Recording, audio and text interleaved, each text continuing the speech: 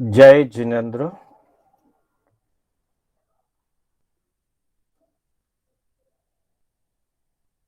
मोक्षमार्गस्य नेतारम्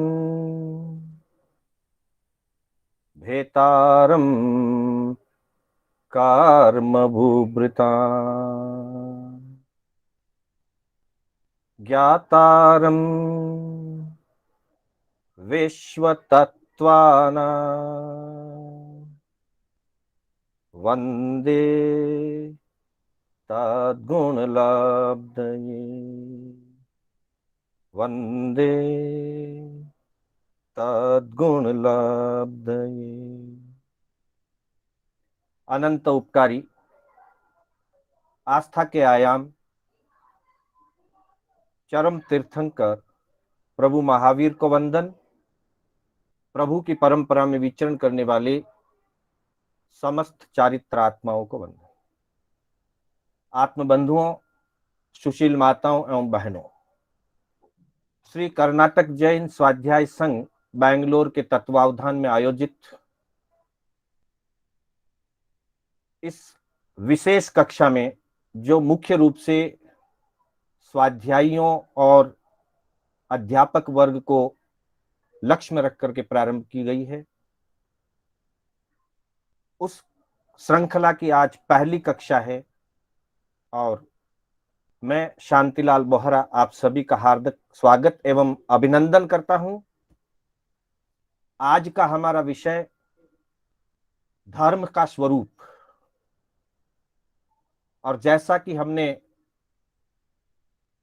इस कक्षा को डिजाइन किया है, उसके आधार से हम प्रतिदिन एक विशिष्ट गाथा को लेकर के विषय की प्रस्तुति रहेगी। पहला विषय धर्म का स्वरूप है। एक हफ्ते के लिए हम इस विषय को चलाएंगे और प्रतिदिन एक नई गाथा के साथ हम मिलेंगे। आज हम जिस गाथा को लेकर के आगे बढ़ रहे हैं, वो गाथा आपके सामने है और वह गाथा ज्ञाता धर्म कथांग सूत्र के 14वें अध्ययन से ली गई है। 14वें अध्ययन की यह उपनय गाथा है। उपनय गाथा का अर्थ यह है कि पूरे अध्ययन का सार इस एक गाथा के अंदर हमारे ऋषि मुनियों ने, ज्ञानी भगवंतों ने पूरे अध्ययन का सार इस एक गाथा में प्रस्तुत किया है। तो पहले मैं इस गाथा का उच्चारण करूंगा, फिर इसका हम विवेचन करेंगे और आखिर में इस गाथा का उच्चारण आप लोगों के द्वारा भी करवाया जाएगा। तो आप ध्यान पूर्वक इसे सुनेंगे। प्रतिदिन की एक गाथा रहेगी, उस गाथा को आप लिखेंगे भी और लिख करके कंठस्थ करने का भी आप लक्ष्य रखेंगे। तो सबसे पहले ये 14वें अध्ययन की ज्ञाता धर्म कथांग सूत्र के अंतर्गत 14वें अध्ययन की जो ये उपनय गाथा है, जिस गाथा में पूरे अध्ययन का सार है। जाव न दुखम पत्ता माण भंसम च पाणिनोपायम ताव न धम्मम गृह्णन्ति भाव ओतेयली सुयव भाव ओतेयली सुयव।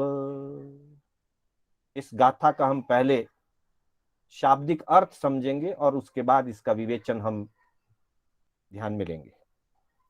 जाव न दुखम पत्ता, जाव यानी जब तक, न दुखम पत्ता जीव को जब तक दुख की प्राप्ति ना हो, दुख ना आए जीव को, मान भंसम च पाणिनो, और जब तक उसका मान सम्मान भंग ना हो जाए, अर्थात उसके सम्मान को चोट ना लगे।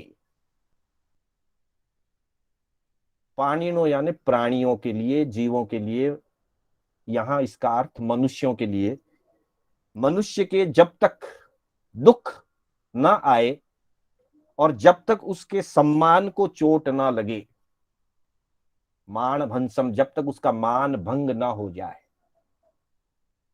पायम, प्रायः करके, यह बात नियमारूप नहीं है, 100% ऐसा ही होता ये नहीं है, लेकिन पायम, प्रायः है, बाहुल्यता से, मेजोरिटी से ऐसा होता है। क्या होता है कि ताव न धम्मम गृह्णन्ति, ताव यानी तब तक, न धम्मम गृह्णन्ति, वो धर्म को स्वीकार नहीं करता है, धर्म को धारण नहीं करता है। भाव ओ तेयली सुयव, इस भाव को जानने के लिए, यह जो बात बताई गई है, इस बात को समझने के लिए, जानने के लिए, तेयली सुवस, जो तेतली सुत अर्थात तेतली पुत्र, तेतली पुत्र के समान इसको समझना चाहिए, अथवा तेतली पुत्र के उदाहरण से इस आशय को जानना चाहिए कि प्रायः करके जब तक मनुष्य का मान सम्मान बहुत अच्छी तरह से बना हुआ है और जीवन में खूब सुख संपदा है, वहां तक वो प्रायः धर्म को धारण नहीं करता, धर्म उसे याद नहीं आता, भगवान उसे याद नहीं आते। लेकिन जब दुख पड़ता है जीवन में, अथवा उसका मान सम्मान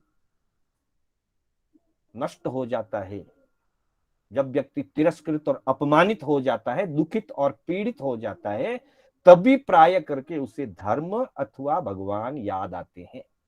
जैसा कि हमने कई बार हिंदी के श्लोक में भी पढ़ा होगा, दोहे के अंदर, कि दुख में सुमिरन सब करे, सुख में करे न कोई, जो सुख में सुमिरन करे तो दुख काहे को होए। अगर जब हम सुखी हैं, हमारे को कोई पीड़ा नहीं है, हमारा मान सम्मान यश कीर्ति सब कायम है, उसी समय अगर हम धर्म को याद करें, भगवान को याद करें, भगवान की भक्ति करें, धर्म का आचरण करें, तो ज्ञानी जन कहते हैं कि दुख आएगा ही नहीं। लेकिन प्राय करके हम ऐसा नहीं करते हैं, सुख में याद नहीं करते हैं, और फिर जब दुख उत्पन्न होता है तब प्राय करके भगवान याद आते हैं। अब ऐसी स्थिति में दो चीजें होती है कि दुख आने पर या तो व्यक्ति भगवान को याद करता है, धर्म को धारण करता है, अथवा दुख आने पर व्यक्ति गलत रास्तों में भी चला जाता है। दोनों स्थितियां संसार में होती है। तो यह ज्ञाता धर्म कथा सूत्र के अंतर्गत 14वें अध्ययन में, जिसका नाम तेतली पुत्र है, उस तेतली पुत्र को आधार बना करके ज्ञानियों ने ये बात समझाने का प्रयास किया है कि जब जीवन में ऐसी स्थिति बनती है तो दोनों स्थितियां किस प्रकार से बनती है, मानव का मन और उसकी मनोवृत्तियां किस तरह से अनुकूल या प्रतिकूल, सही या गलत मार्ग में किस तरह से जाती है, उसका सारा स्वरूप इस अध्ययन के अंदर विस्तार से बताया गया है। हालांकि इसका सारा सार इस एक गाथा में दे दिया गया है। तो कहते हैं कि तेतली पुत्र, उस नगरी के अंदर, गांव का नाम भी तेतलीपुर था, तेतलीपुर के अंदर तेतली पुत्र नाम का एक अमात्य, यानी कि प्रधानमंत्री, महामंत्री कह सकते हैं उसको, महामंत्री था उस राज्य का, और खूब सुख और वैभव में उसका जीवन था।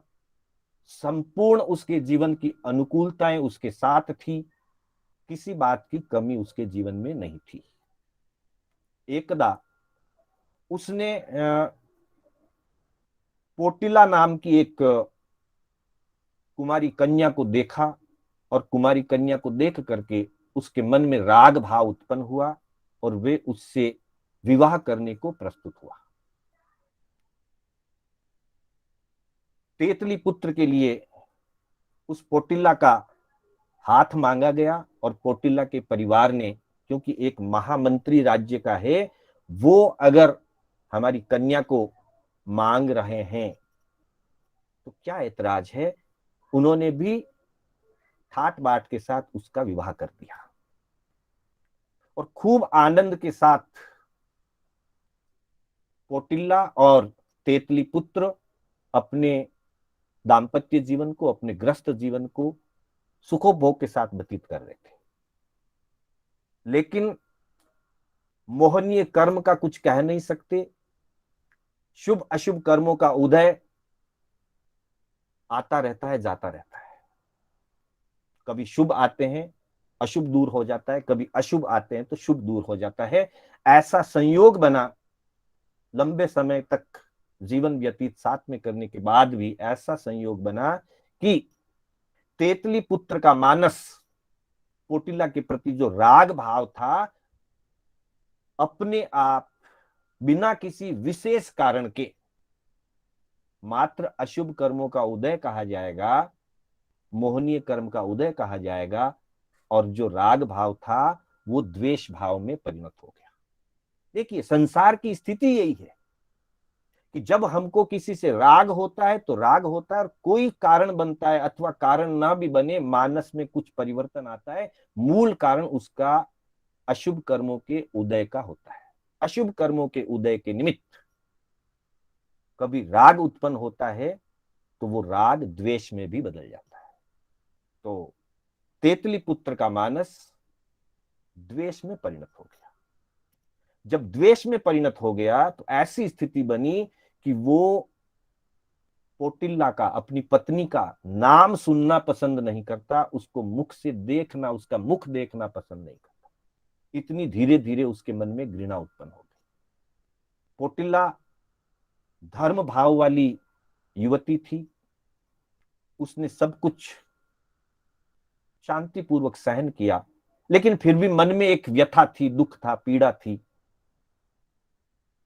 तो तेतली पुत्र ने कहा कि तुम पीड़ित रहती हो, दुखित रहती हो, मेरा अब मन तुम्हारे ऊपर नहीं है, मैं क्या कर सकता हूं, मेरा मन इस तरह से बदल गया है तो मेरा वश नहीं है। पर तुम एक काम करो, घर में कोई कमी नहीं है, तुम दान पुण्य आदि दो, आने जाने वालों की सेवा करो, लोगों को दान दो, भिखारियों को भिक्षा दो, और तुम अच्छी तरह से अपना जीवन सात्विक रूप से जियो, और मैं अपने राज्य कार्य को देखता रहूंगा। उसने स्वीकार कर लिया, और संयोग से वहां एक दिन किसी साध्वी जी का भी योग बना। सुव्रता नाम के साध्वी जी पधारे, और कोटिला ने एक बार पूछा साध्वी जी से कि मेरे इस प्रकार के अशुभ का क्या कारण है, कुछ ऐसा उपाय बताओ कि जो मेरे प्रति पहले राग भाव था तेतली पुत्र का, वैसा भाव वापस बन जाए। सुव्रता साध्वी जी ने और अन्य साध्वियां जो उनके साथ थी, उन्होंने अपने कानों को ढक लिया और कहा कि इस प्रकार की बातचीत करना हमें नहीं कल्पता है, और तुम्हें भी तुम्हारा अशुभ का उदय है तो तुम इस संसार मार्ग से बाहर निकल सकती हो, संसार मार्ग से बाहर निकल करके धर्म आराधना के मार्ग में आगे बढ़ सकती हो। संयोग से उनको वैराग्य उत्पन्न हो गया, उसने अपने पति से दीक्षा की अनुमति मांगी। देखिए, हालांकि बिल्कुल संबंध नईवत जैसा रह गया था, फिर भी पोटिला ने अपने पति का उतना ही आदर मान सम्मान रखा। दीक्षा हेतु उन्होंने उनसे बाकायदा अनुमति पूछी। जब दीक्षा की अनुमति पूछी तो तेतली पुत्र ने एक शर्त रखी कि मैं तुम्हें अनुमति तो दूंगा, लेकिन एक मेरी बात तुम्हें रखनी होगी कि जब तुम संयम पाल करके, आयुष्य पूर्ति करके देव गति में जाओगी, देव बनोगी, तो वहां से आकर के मुझे धर्म का बोध देना। और ऐसी बात करके उन्होंने अपनी पत्नी को दीक्षा के लिए अनुमति दी। कोटिला ने दीक्षा ले ली, खूब धर्म आराधना की, तपादि किया, लंबा समय व्यतीत हो गया, और काल के समय काल करके वो देवलोक में देव बन गई। देव बनने के बाद उसे अपनी प्रतिज्ञा याद आई। अब देखिए, यहां से ये बात शुरू होती है सुख और दुख की, कि सुख में व्यक्ति कैसा सोचता है, दुख में कैसा सोचता है। कोटिला ने जो देव रूप बनी थी, देव रूप में आकर के प्रतिबोध दिया, एक बार दिया, दो बार दिया, चार बार दिया, लेकिन क्योंकि वो राजा का महामंत्री था, राजा का कृपा पात्र था, राजकीय मान सम्मान उसके जीवन में था, और किसी प्रकार का दुख या प्रतिकूलता उसके जीवन में नहीं थी, उसे धर्म सुहाता ही नहीं।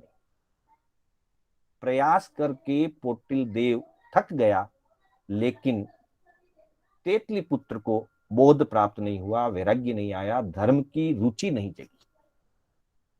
तब पोटिल ने अपनी देव माया का प्रयोग किया।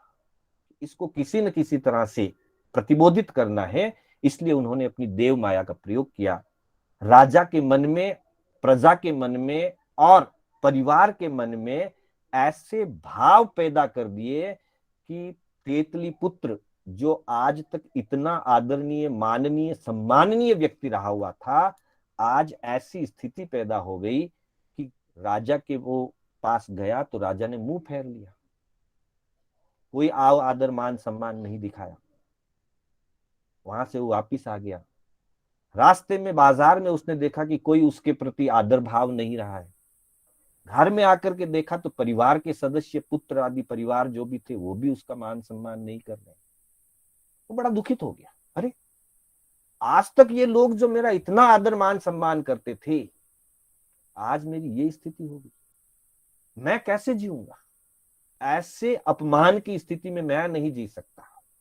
जो व्यक्ति मान का आदि हो जाता है, सम्मान का आदि हो जाता है, वो तिरस्कृत जीवन नहीं जी सकता। जो व्यक्ति सुखों का हैबिचूट हो जाता है, सुविधाओं का हैबिचूट हो जाता है, वो अभावों की जिंदगी नहीं जी सकता। ऐसा सोच करके उसने विचार किया कि मैं ऐसी जिंदगी नहीं जी सकता। अब देखिए, जब जीवन में दुख आता है तो हमने चर्चा की थी कि दुख आने पर दो स्थितियां बनती है। या तो दुख के कारण से व्यक्ति को वैराग्य प्राप्त हो जाता है, वो धर्म मार्ग में चला जाता है। कदाचित वैराग्य मार्ग में नहीं जाए, तब व्यक्ति गलत रास्ते पर जाता है। यही चीज इस गाथा में, इस अध्ययन में मुख्य रूप से समझने योग्य है।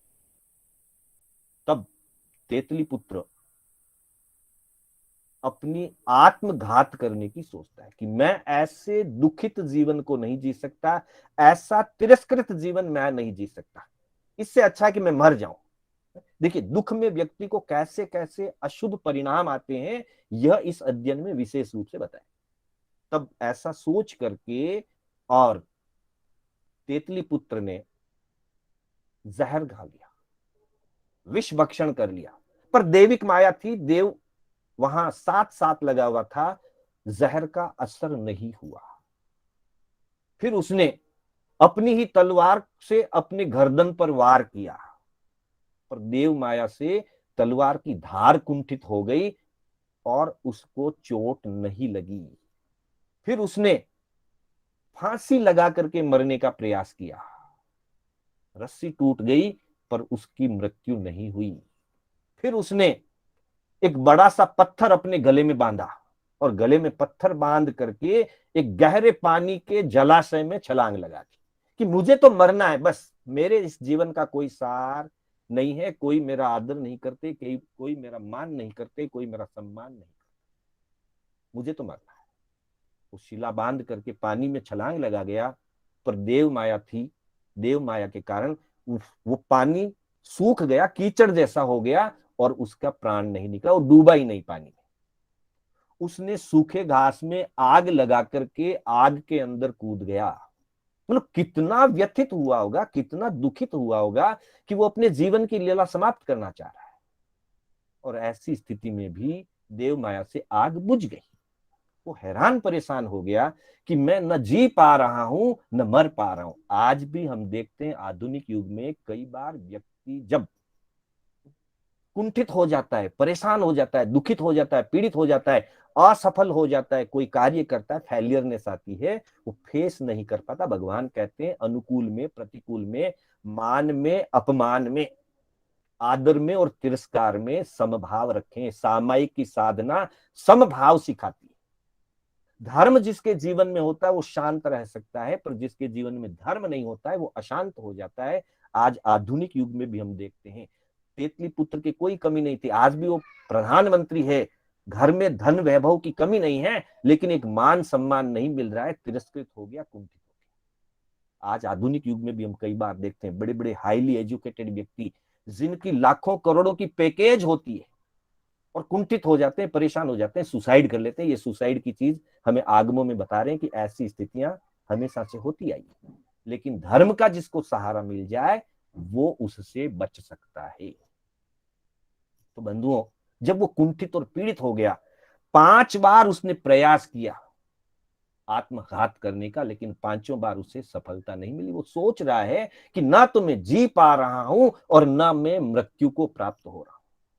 मेरी स्थिति बहुत खराब हो गई।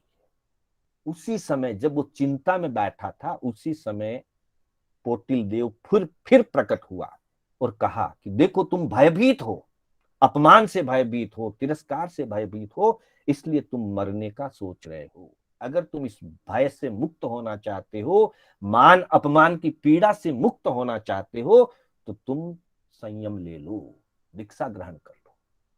अब व्यक्ति व्यथित हुआ था, सारे प्रयास उसके असफल हो चुके थे, और उस समय उसको उस देव के द्वारा दिया हुआ प्रतिबोध, जो मूलतः उसी की पत्नी पोटिल्ला थी, जो देव रूप बनी थी, उसने प्रतिबोध दिया।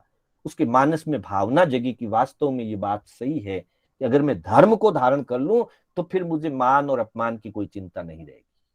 और इन्हीं परिणामों के साथ उसे जाति स्मरण ज्ञान हुआ, पूर्व भाव में पाला हुआ संयम उसे याद आ गया, और तेतली पुत्र ने वहां पे संयम ले लिया। कालांतर में तप आदि की आराधना करता हुआ अपना आयु पूरा करके तेतली पुत्र मोक्ष को प्राप्त करते हैं। उसी भाव में तेतली पुत्र के भाव से वो मुक्ति को प्राप्त करते हैं। अब इसमें ये सारी चीजें बताई गई है कि जब दुख आता है तभी व्यक्ति को धर्म आराधन करना चाहिए। अगर वो धर्म आराधना के क्षेत्र में नहीं गया, धर्म आराधना की तरफ नहीं झुका, तो उसके मन में बुरे ख्याल आएंगे, वो गलत तरीके अपना सकता है।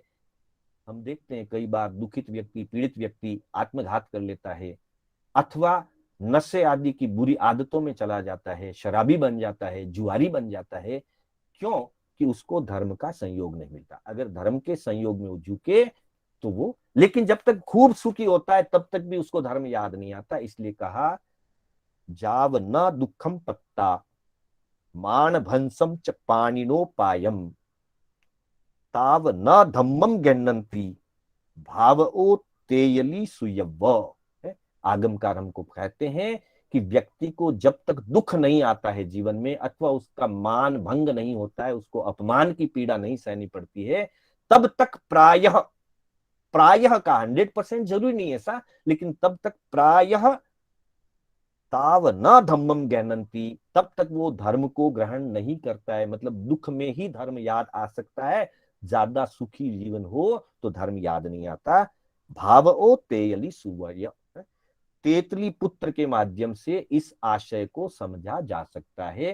तो इस तरह से यह एक गाथा की चर्चा हमारी हुई कि धर्म हमारे जीवन में कैसे आना चाहिए।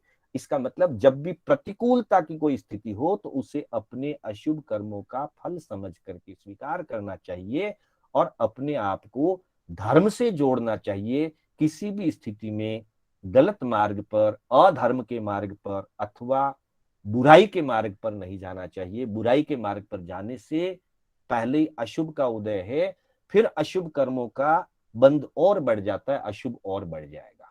यदि हम अशुभ के उदय में शुभ की आराधना करें, धर्म की आराधना करें, देव गुरु धर्म की शरण लें, तो निश्चित ही हमारे अशुभ कर्म हल्के हो जाते हैं और कालांतर में पुनः हमारे प्रति, हमारे सामने शुभ का वातावरण तैयार होता है। इन्हीं भावनाओं के साथ मैं अपने शब्दों को विराम दूंगा। समय होने आया है। मेरे बोलने में कोई स्खलना हुई हो अथवा जिन्नाज्ञा विपरीत कथन हुआ हो तो बारंबार मिच्छामि दुक्कडम। अब हम एक जो प्रयास करने जाएंगे कि हम इस गाथा का उच्चारण, मैंने 2 बार किया है, आप लोगों ने सुना है, आप लोगों ने पढ़ा होगा।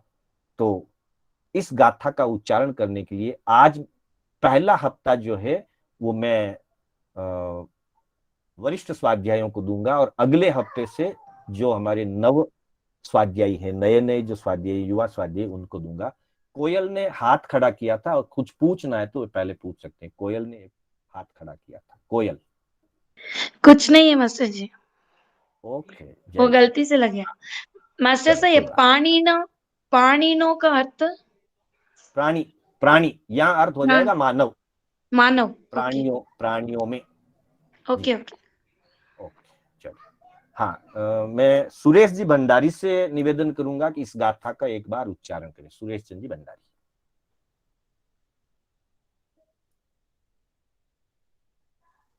जय जिनेन्द्र मास्टर जी। हाँ सर, जय जिनेन्द्र जी, जावना उच्चारण। दुखम पत्ता माणबंसम च पाणिनो पायम तावना धम्मम गिनहन्ति भाववो तेयलिसु यव्वा। बहुत बहुत धन्यवाद, बहुत सुंदर। तो हम ऐसा प्रयास रोज करते रहेंगे। हाँ, रोज ऐसा प्रयास करते रहेंगे। गाथा आपको दोपहर तक भेज दी जाएगी, आप एक बार घर पे अभ्यास करिएगा सभी लोग, और गाथा को वापस लिखिए, याद करिए, कंठस्थ करिए। इन्हीं भावनाओं के साथ सादर